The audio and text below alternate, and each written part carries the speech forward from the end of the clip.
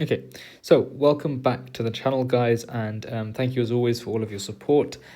So today we've got a set of logical puzzle questions to go through, since quite a lot of people sent some in, and I thought it would be useful to go through them. So here, what I would potentially even do is actually try and set up a table method. I know that, so this will be more like a one-way table. So you've got Stu, Terence, Tiffany, Sarita, Umberto, and Robin. I think Robin is the last person. Okay, so Tiffany does not sit next to Stu or Terence, but she sits directly in front of Sarita. So that means Tiffany cannot, if she's directly in front of Sarita, Tiffany cannot be in 5 or 6. So Tiffany is not 5 and is not 6, and that means Sarita is not 1 or 2 if Tiffany is directly in front of her. Umberto sits between Stu and Terence on the platform side of the car. So Umberto must be in 4. Just really trying to watch it carefully here. Umberto must be in 4. Yep. And we know that he sits between Stu and Terence on the platform side. So Stu and Terence are in 2 or 6. That means they can't be any of the others. Okay. Ticking and crossing is a little bit dodgy there, but I think we've got all the main ideas. So Stu and Terence are the only ones that can be in 2 or 6, and it means, for example, no one else can be in 2 or 6 for that reason. Okay, cool. So Tiffany does not sit next to Stu or Terence, so that means Tiffany is not in 1 or 5. So Tiffany can't be 1, therefore she must be in 3. Okay, and so Sarita must be here. So you can see the ticks are falling into place now. So who must sit at the front of the car on the... Okay, Tiffany does not sit next to Stu or Terence, but she sits directly in front of Sarita. So Tiffany, we figured out she's in 3. So Sarita must be in 5. Yeah, oh yeah, we did work that out. Stu does not sit next to Sarita. So if Sarita's in 5, Stu is not in 6. So Stu is in 2. So who sits in the front of the car? And the lake and platform is 1 and 2. 1 and 2 is Robin and Stu. So Fiona, Ethan, Elise, Hamza, Riga, Vilnius. I think I'm probably going to put the names on the names of the cities down the middle, actually. So Riga, Krakow,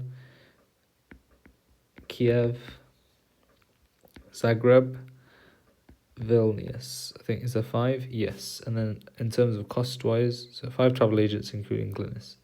So you've got Fiona, you've got Glynis, you've got Elise, you've got Hamza, Elise, and you've got Ethan.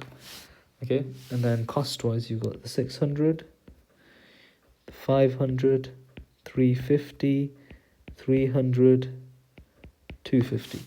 Okay, so Fiona's city break isn't to Riga or Krakow. The price of a city break does not contain a 5. So she has to be either 300 or 600. I'm just going to bear that in mind for now. Okay. Can't be any of the others because they have 5s. Ethan's city break to Vilnius. So Ethan goes to Vilnius. Costs half as much as the city break to Kiev. So therefore, Vilnius is half as much. So it can't be any of these amounts. It's one of those last two. Half as much as Kiev. So therefore, Kiev has to be either 500 or 600. Okay. Elisa's city break costs more than Hamza's, but less than the city breaks to Kiev or Zagreb. So Elisa's is not Kiev or Zagreb, and neither is Hamza's, I believe, because if hers costs more than that, yeah, so Hamza's can't be those two either. Okay, cool. So Elisa's city break costs more than Hamza's, but less than the city breaks to Kiev or Zagreb. So Kiev and Zagreb, therefore, if this costs... Oh no. Okay, we're going to have to come back to that one. So it costs more than Hamza's. Yeah, we'll come back to that. The city break to Riga costs less than the city break to Vilnius. So if it costs less than that, Vilnius can't be the bottom one. So Vilnius is this one here. And the city break to Riga costs less than that to Vilnius, so Riga must be the very last one. Okay, and we know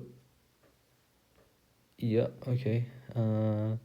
So since F's cost 300 or 600, we know one of Kiev or Zagreb cost 600. Okay, so I'm pretty sure we can rule out that Krakow is 600.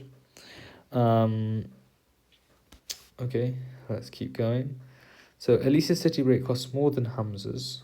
So therefore you can rule out that if Elisa's costs more than Hamza's, Elisa's can't be the 250, right? So Elisa's can't be this. And that means yeah, okay. And so therefore Elisa's is to Krakow. We worked that bit out. Let me just fix up some of my ticks and crosses here. Okay, so Elisa's is to Krakow, and yeah, and okay. So now, so can we take any? So this one has to be wrong. Glynis takes the city break to Riga. We don't know that yet. Fiona's city break costs 300. That's going to be wrong, actually. We know it has to cost 600. So it's between one of these two. I just realized there was a. You can see there. Hamza has to be Riga. Yeah. Okay. So then this one's wrong as well. So this one has to be the right answer. Okay. We don't necessarily need to even complete it to get to the right answer here. Okay. So Glynis cannot have the Riga. Hamza goes to Riga. So if Elisa's city break costs more than Hamza's, so I guess we could try and finish this off. So Elisa's costs more than Hamza's, but less than the others. So that means Elisa's must be the 350. Yeah, I think that makes sense. Elisa's must be the 350. And Riga costs less than that to Vilnius. Okay, yeah. Oh, and then there was Ethan's city break to Vilnius cost half as much as Kiev. So yeah, Kiev is 600 because of that. Okay, cool. And yeah, okay. So then yeah, Zagreb has to be 500 because Elisa's is more than Hamza's, but we know it is less than Kiev or Zagreb, so Elisa's has to be less than the Zagreb one. So this is what the complete table would look like, but we could have got to that answer just a little bit earlier, if anything.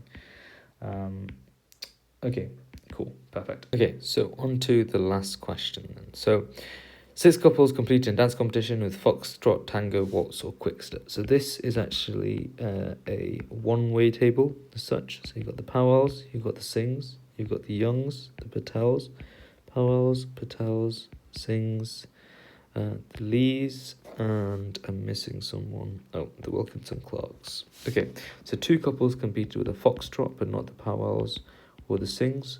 The Lees competed with the same dance as another, but not the sings or youngs. Okay, we just have to bear that in mind, basically. I guess what we can do is we can go like this: sings or youngs. The Lees did not compete with the foxtrot.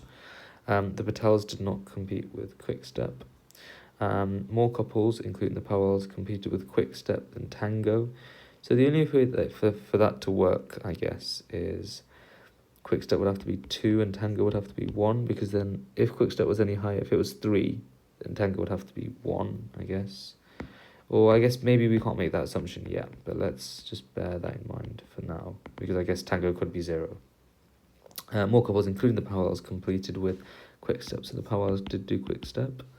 So the problem here is we can't cross down now. That's the only thing, because with this one, people can have multiples. So you can have multiple people doing foxtrot, etc., etc., etc. So the last 2 dances were a quickstep and a waltz, one performed by the young. So the young did either the quickstep or the waltz. Okay, so they didn't do one of the others. And neither were by the sings, so the sings didn't do the others. Okay, so that leaves 2 people here.